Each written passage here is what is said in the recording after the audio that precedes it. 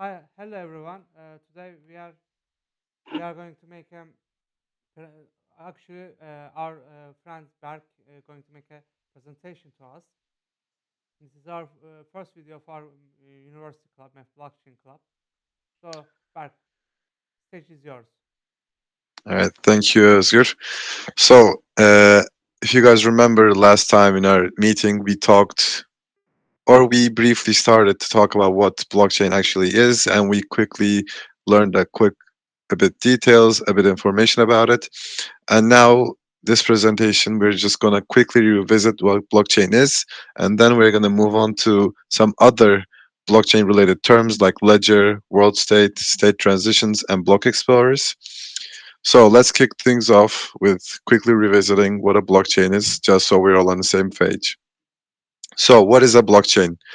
A blockchain is basically a decentralized digital ledger that keeps track of transactions, but it's not just stored in one place. It's duplicated across a whole network of computers, which makes it super resistant to tampering. And every transaction is grouped into blocks, and these blocks are cryptographically linked, kind of like a chain, and that's where the name comes from. It's decentralized, transparent, and most importantly, no one can go in and just change the past records. Once something's on the chain, it just stays there. So, now moving on to one of the new topics that we're going to take on today, the ledger, first of all. The ledger is like the blockchain's journal. It records every transaction ever made on the network. So if, for example, Alice sends Bob some crypto, that transaction is permanently recorded in the ledger. And this ledger lives on every node, meaning every computer in the network has a copy of it. That's why we call it distributed. It's basically blockchain's version of history, like a time machine for all transactions. So next up we have world state. Okay, so if the ledger tells us what has happened, the world state tells us what's going on in the moment, like what's going on right now. So think of it like this: the ledger is a long list of everything that's ever occurred, but the world state is just a snapshot of the current situation. Like, what's the balance of each wallet right now? What's the status of a smart contract this second? So that's what the world state is about. It gives us real time access to the current data.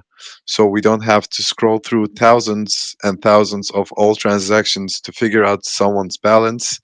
And the blockchain does that for us. Next up, we have state transactions. Now, here's the glue that connects the ledger and the world state. We call these state transitions. Every time a transaction happens, it changes the world state. So imagine I send you some Ethereum, that triggers a change. My balance goes down, yours goes up. That's a state transition. So there's actually a specific logic behind this. It's called the state transition function. It checks rules like whether I have enough Ethereum and then updates the state. It's like the code behind the scenes doing the math to make sure everything adds up. And we can imagine the ledger as a recipe book. The world state is your kitchen's current stock, and state transitions are the cooking steps that change the stock after each recipe. Now, to the most important part. Why do these matter?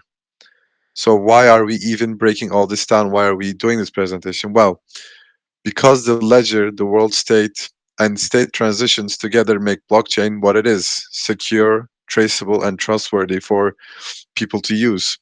So, you've got the ledger to keep a tamper proof record of everything, the world state to give you instant insights into the system, and state transitions to make sure everything evolves based on rules. So it's like this trio that allows blockchain to go beyond crypto, more into supply chains, identity systems, healthcare, and much more. Now, lastly, we'll talk about what is a block explorer. These are basically tools that let you peek into the blockchain. Like you can think of them like Google for blockchain. You can search for wallet addresses, see transactions, look at blocks, and everything is public. So let's say I give you a transaction hash. You can plug it into a block explorer and see everything, like when it happened, which wallet sent what, how much gas was used. It's all in there. Like it's complete transparency.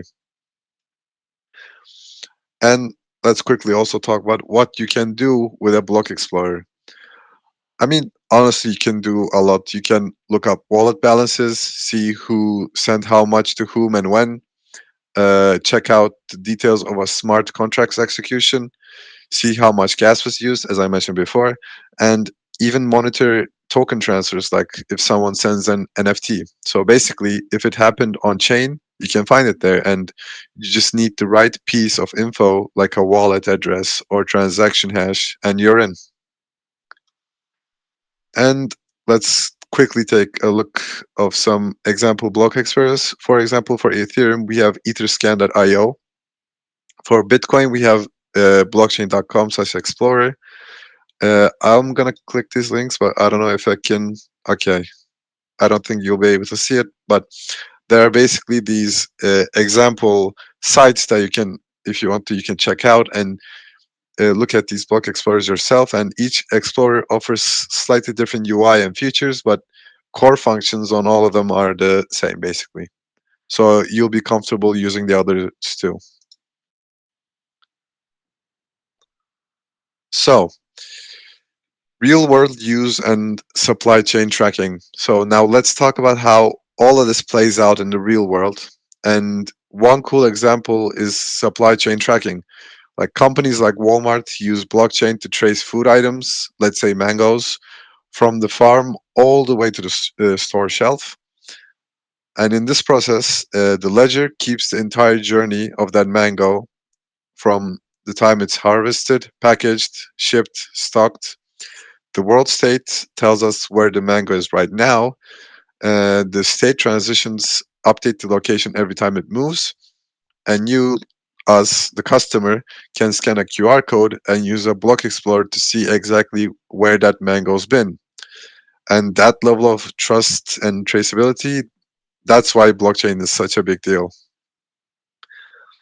And that's all I have to say for today. Thank you for listening to me. Thank you, Berk. It's really an amazing presentation. It's wonderful. It's beautiful, actually. Thanks so much. By this ability to present such a topic like that, I think you will get you have deserved.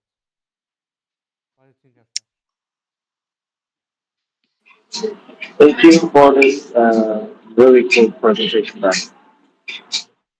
Thank you, thank you, thank you, thank you all. We are now closing this education session, but we are going to speak one on one together. So it's the end of the recording. Thank you for watching and listening us. See you, everyone.